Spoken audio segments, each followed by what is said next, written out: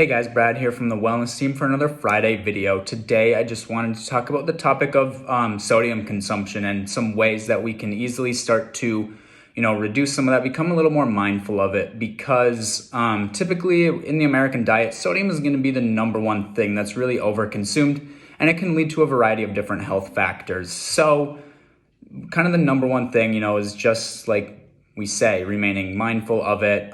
Reading labels is really a great place to start. So jumping into some ways to, help kind of reduce this over sodium intake that we often experience would be choosing packaged and prepared foods carefully, comparing labels at the store, looking for that lowest amount of sodium per serving. You'd be surprised sometimes different brands of the same food contain varying sodium levels. So, opting for that lower amount certainly is going to be beneficial in the long run.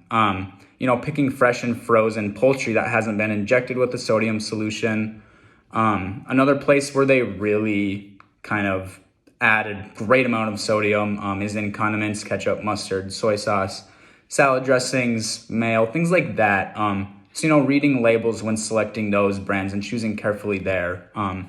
Opting for the canned vegetables with no salt added or reduced sodium. Another great place. If you don't like the taste of the reduced sodium ones, a good place to start would be, getting one of the regular, one of the no salt added, and just mixing them to start.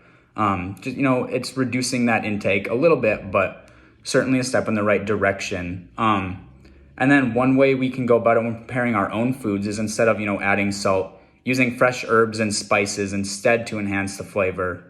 Cooking with onions and garlic, herbs, spices, citrus juices, vinegars in place of a lot of those added salts can really help enhance the flavor and start to reduce that sodium intake.